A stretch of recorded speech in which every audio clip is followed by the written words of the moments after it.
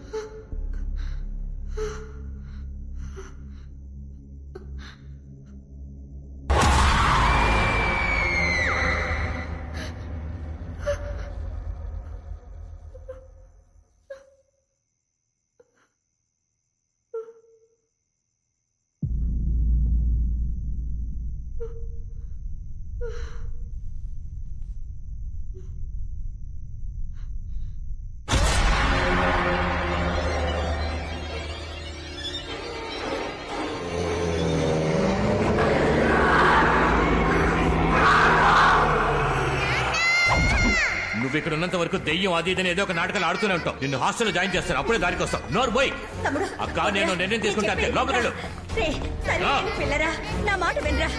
Hostel అది వద్దురా, పిల్ల మనతోనే ఉండలేరా. అక్కడ కూడా ఏవో నాటకాలు ఆడమని తెలిసిందో హాలిడేస్ కూడా ఇంటికి రానివ్వరు.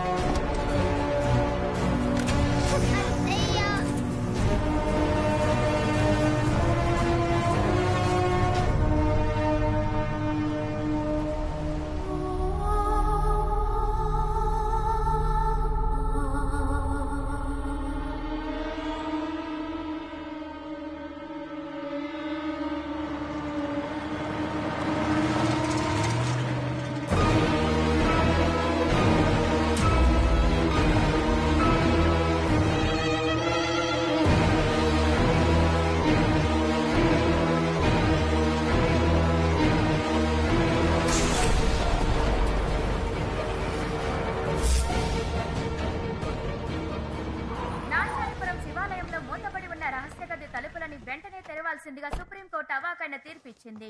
ఎన్నో ఏళ్లుగా జరుగుతున్న ఈ కేసులో జమీందార్ రాజశేఖర్ కు ప్రతికూలంగా, ఆ గ్రామ ప్రజలకు అనుకూలంగా తీర్పు వచ్చినందుకు గ్రామస్తులందరూ సంబరం చేసుకుంటున్నారు. 22 ఏళ్లకు మునుపు జమీందార్ రాజశేఖర్ తాళం వేసి ఉంచిన గర్భగుడిలోని రహస్య గది తాళాలను వెంటనే నాంచారపురం జిల్లా కలెక్టర్ కు అందజేయవలసిందిగా కోర్టు తమ తీర్పులో పేర్కొంది.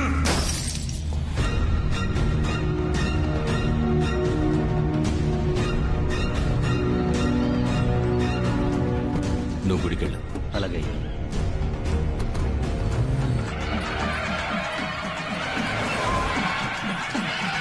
నమస్కారం అయ్యా. రండి కలెక్టర్ గారు. నమస్కారం సార్. నమస్కారం. నమస్కారం. మొత్తానికి సుప్రీంకోర్టు వరకు వెళ్లి రహస్య గది తలుపు తెరవడానికి పర్మిషన్ తీసుకున్నారు. ఏం చేయమంటారయ్యా, 25 ఏళ్లుగా జమీందారు గారు ఆ గదిని తెరవనివ్వలేదే. ఊరు పంచాయతీ కింద కోర్టు చెప్పింది విన్నందువల్ల సుప్రీంకోర్టు వరకు వెళ్ళక తప్పలేదు. సరే రండి, తలుపు తెరుద్దాం. ఆగండి, సుబ్రహ్మణ్యపురం వాళ్ళు రావాలి కదా. సుబ్రహ్మణ్యపురం వాళ్ళే ఆ సుబ్రహ్మణ్యేశ్వరుని 20 కొలుస్తారు. వాళ్ళ వంశం వాళ్ళే ఈ గుడిని కట్టారు. వచ్చే శుక్రవారం దీపం కదా, అందుకే ఇక్కడికి వస్తున్నారు. ఏం దీపం? మీరు ఊరు కొత్త కదా, తెలియదులేండి. ప్రతి ఏడాది ఈ శివాలయం నుండి కాగడా తీసుకెళ్లి కొండ మీద అమ్మవారికి మహాదీపం వెలిగిస్తారు. ఆ జ్యోతి వెలుగులోనే సుబ్రహ్మణ్యుడు తల్లిదండ్రుల్ని కొలుస్తాడని శాస్త్రం చెబుతోంది. సంప్రదాయంగా సుబ్రహ్మణ్యపురం వాళ్ళు కాగడా తీసుకోవడం కోసం ఈ గుడికి వస్తున్నారు. సరిగ్గా ఈ రోజు వాళ్ళు వచ్చే సమయానికి మనకి కోర్టు తీర్పు వచ్చేసింది కదా. ఆ ఊరు స్వామీజీ ముందే గది తలుపులు తెరవాలని ఊరు జనం ఆశపడుతున్నారు.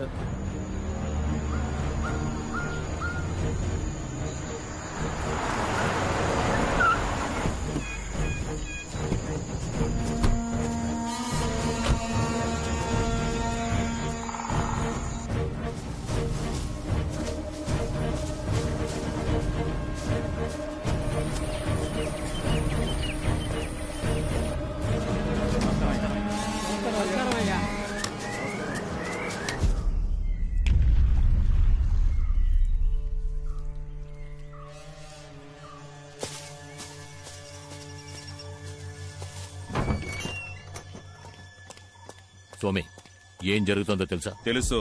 బుద్ధి లేని జనాలు తాళం వేసిన రూమ్ లో కోట్లు విలువ చేసే నగలు బంగారం ఉన్నాయనుకుని కేసుని ఇలా చేసి పారేశారు. అందులో ఉన్నది మట్టిగడ్డే. అందులో ఉన్నది ఏం స్వామి, అది అంతమై ఉంటుందిగా. దాన్ని అంతం చేయడం వదిలేయడం ఆ దేవుడి చేతుల్లో ఉంది. ఏమంటున్నారు? నేను చెప్పింది అర్థం కాలా? చేసిన దానికి శిక్ష తప్పదు అంటున్నా. నిన్ను సమర్థించి నేను తప్పు చేశాను. 22 సంవత్సరాలయ్యాయి. ఇప్పుడు ఎవరికేం తెలుసు? నాకంటే శక్తివంతుడు ఆ సుబ్రహ్మణ్యపురం స్వామీజీ. అతనక్కడ కాలు మోపగానే జరిగింది మొత్తం తెలిసిపోతుంది. నా ముందు నుంచోకు పో.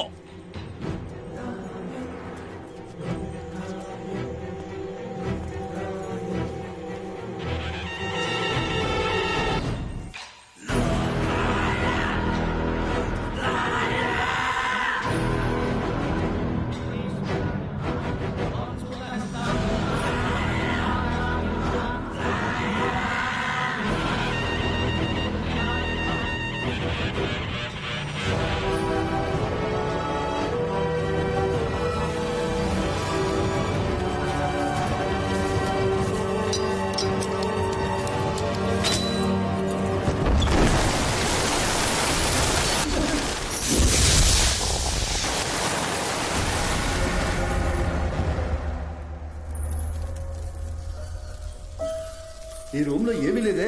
ఎందుకు జమీందారు ఇన్నాళ్ళు తాళం వేసి ఉంచారు? ఏమయ్యా, ఈ ఖాళీ రూమ్ కోసమా ప్రజలు కేసు పెట్టి సుప్రీంకోర్టు వరకు వెళ్లారు?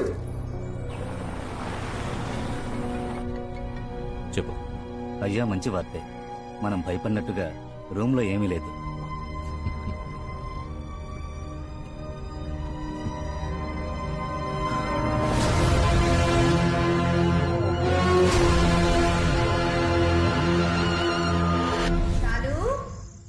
ఎక్కడున్నావమ్మా?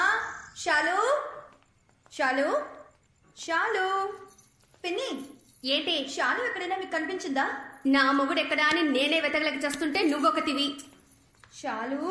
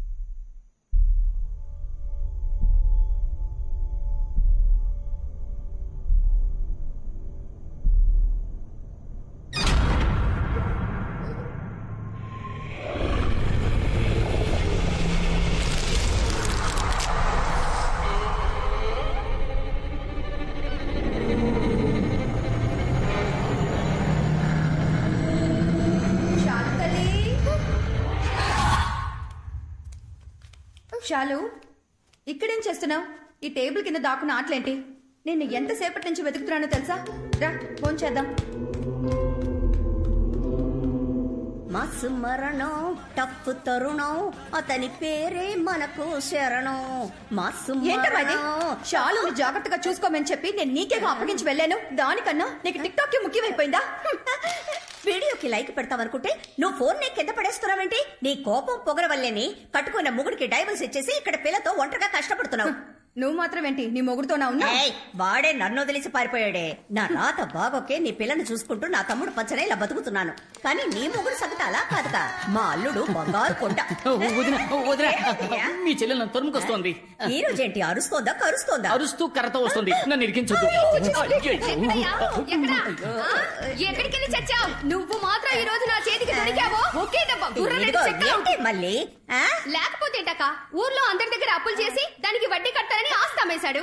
ఏదో అన్నయ్య కాళ్ళు పట్టుకొని ఇంట్లో మూలుంటాడని తీసుకొస్తే మళ్ళీ కుక్క బుద్ధి చూపిస్తున్నాడు. ఇప్పుడు నా చైన్ కాజేశాడు. దొంగ పంది. పాపమే, ఆయనకి వినిపించిందంటే చాలా ఫీల్ అవుతాడు. మొహం వాడికి సిగ్గు సరం లేదు. తీసుకున్న అప్పుని ఇంకో 4 రోజుల్లో ఆడు తీర్చలేదో నీ కూతుర్లా నేను డైవర్స్ ఇచ్చి పారినొక్తా. అప్పుడే అప్పులోడెవడు వడ్డీ కట్టి గిడ్డి కట్టని ఇంటి ముందు నిల్చోడు. మీ అత్త మామల కుటుంబం రాజకీయాల్లో మునిగి తేలింది. మీ మామగారు పోయాక మీ ఆయనకి అదే పోస్టింగ్ ఇచ్చేశారు. గెలిచి ఎమ్మెల్యే అయిపోతాడని అప్పో సప్పో చేసేశాడు. ఆఖరికి ఓడిపోయాడు. గెలిచే మొహం అది. నేను చెప్పేది వినవే. సేట్ని ప్రస్తుతం దీంతో అడ్జస్ట్ అవ్వమను. ఏంటి చిట్టిబాబు గారు ఇది?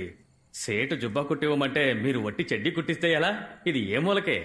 మీరు మాత్రం ఇంకో వారంలో ఫుల్ అమౌంట్ సెటిల్ చేయకపోతే సేటు మీ జమీందారు బావగారి మీద కేసు పెడతానంటున్నాడు. ఆయన మీద? అవును మరి, మీకోసం ఆయనే కదా పూచి సంతకం పెట్టింది.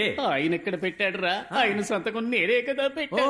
అంటే మిమ్మల్ని బొక్కలో తోస్తే జమీందారు గారు జామీన్ ఇవ్వలేరన్నమాట. జమీందార్ జామీన్? ఈ టైంలో ఈ రైమింగ్ ఇప్పుడు అవసరమా? ఏదో ఒక చక్కటి ఐడియా ఇవ్వరా? దీనికి ఒకే ఒక ఐడియా ఉంది. ఏంటి? సేటు గారు ఎప్పటి నుంచో ఈ అంతఃపురం మీద చుట్టూ ఉన్న ఖాళీ స్థలం మీద ఒక కన్నేశారు. జమీందారు గారితో మీరు ఏదో ఒకటి చెప్పి ఈ అంతఃపురాన్ని అమ్మేలా చేస్తే ఇందులో వచ్చే కమిషన్ అమౌంట్ తోనే మీ అప్పు మొత్తం తీర్చేయచ్చు. నేనే వడ్డీకి డబ్బులు లేక ఇల్లరికి పల్లుడుగా వచ్చాను. జమీందారుతో నన్ను చెప్పమంటున్నావే? ఎవరిని మాట్లాడమని చెప్పండి. అది నాతోనే సరిగ్గా మాట్లాడదు. నా తరపున మాట్లాడుతుందా? నీ దగ్గర దాచడం ఎందుకు? పెళ్ళే ఈ ఏడాదితో 15 ఏళ్లు పూర్తవుతున్నాయి. ఇంకా ఫస్ట్ నైటే జరగలేదు. దాన్ని ముట్టుకోవాలంటే నేను అప్పు తెచ్చాలట. అయితే మరి అక్క ఇంకా ఫ్రెష్ గానే ఉన్నారా? చాలు, నువ్వు రాను రాను బాగా అల్లరి చేస్తున్నావు. తినకుండా మానేయడానికి ఏదో ఒక రీజన్ చెప్తూనే ఉన్నావు. ఏమీ లేని ఇంట్లో దెయ్యం ఉంది భూత ఉందని డ్రామాలు ఆడడం స్టాప్ చేయి. లేదంటే నేను హాస్టల్ కి పంపించేస్తాను. ఐడియా. అంతఃపురంలో ఓ ఆత్మ తిరుగుతోందని మనమే పుకారు పుట్టిస్తే అందరూ వెళ్ళిపోతారు. అంతఃపురాన్నప్పుడు ఈజీగా అమ్మేయచ్చుగా. మరి దెయ్యాన్ని ఎలా రప్పిస్తారు? వాడిక్యం. నీ సెల్ ఫోన్ లో నువ్వు సెల్ఫీ తీసుకున్నప్పుడు నీ మొహాన్ని ఎప్పుడు చూసుకోలేదా? ప్లీజ్ నా కోసం నేను చెప్పినప్పుడు దెయ్యం వేషం వేసుకో. నా ప్రాబ్లమ్స్ అన్ని సాల్వ్ అయిపోతాయి. అయ్యో కొత్త ప్రాబ్లం వచ్చింది. నువ్వు వెళ్ళిపో. నేను వెళ్ళిపోతా.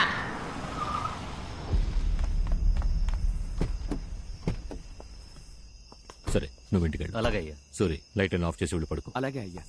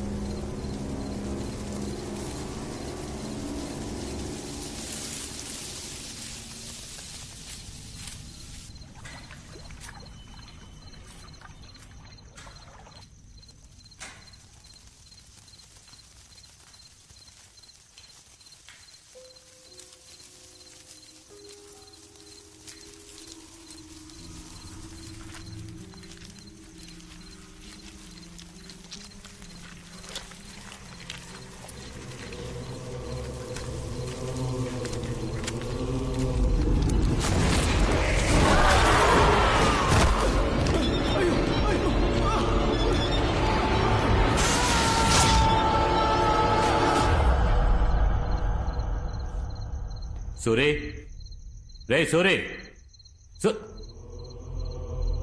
రే వెళ్ళి ఆ జనరేటర్ ఆన్ చేయి. వెళ్ళు. రే సూరి, పిలుస్తుంటే వెళ్ళిపోతున్నాడేంటి? రేయ్ సూరి నిన్నే సూరి రేయ్ ఆగు సూరి ఆగరా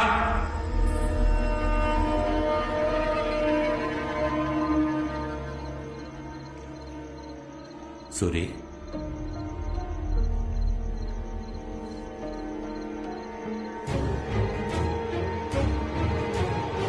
సూరి రేయ్ సూరి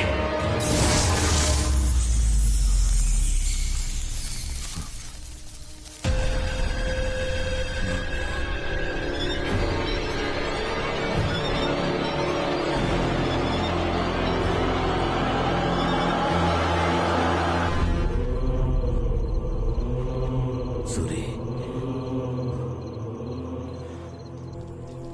నిన్నటి వరకు బాగానే ఉన్నాడే ఉన్నట్టుండి ఎలా పోయాడు 40 ఏళ్ళు అంతఃపురంలో విశ్వాసంగా పనిచేశాడు. తలరాత షాక్ కొట్టిపోయాడు.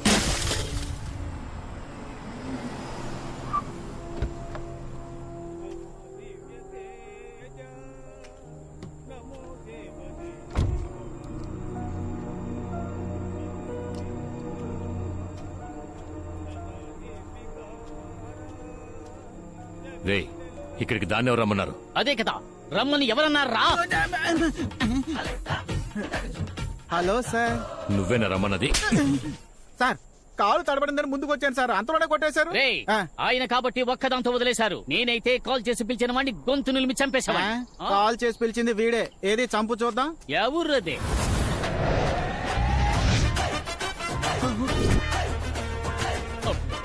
ఏంటి చెయ్యే కాల్ సైజులో ఉంది? అయ్యా చిన్నమ్మగారు ఎంత మీ కూతురు అయినా చిన్నప్పటి నుంచి ఎత్తుకుని పెంచింది ఆయనే కదా. అలాంటిది ఆయన చావుకు రాకపోతే ఎలా? అందుకే ఫోన్ చేసి రమ్మన్నా. అయ్యా ఎంతైనా ఎరా క్రిందటిసారి కంటే కూడా ఎర్రబడింది కదా. అతడు కొట్టి నా చెంప ఎర్రబడిపోయిందే, నీకు అది అక్కర్లేదు కదా. ఫీల్ ఓకురా.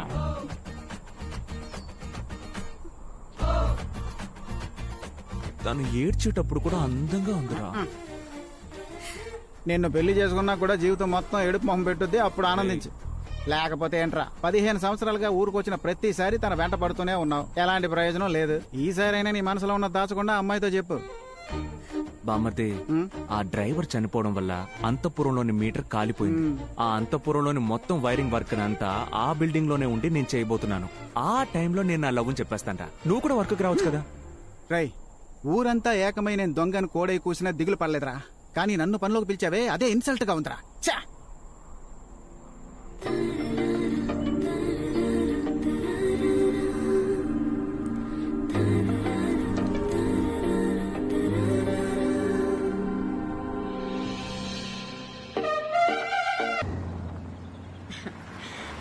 జ్యోతి వచ్చేసింది.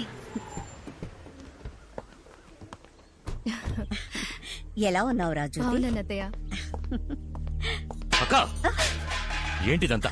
6 మాసాల తర్వాత వచ్చింది పాపం, అందుకే హారతి. శ్మశానం నుంచి వచ్చిన దానికి హారతి ఇస్తారా? ఎప్పుడు బయలుదేరుతున్నావు? 2-3 రోజుల్లో. ఏం వచ్చిన పని అయిపోయిందిగా, బయలుదేరచ్చు కదా. జ్యోతి నువ్వేం ఫీల్ అవ్వకమ్మా. మామయ్య గారి గురించి నీకు తెలియదేముంది. రా లోపలికి వెళ్దాం. నువ్వు రామ్మా.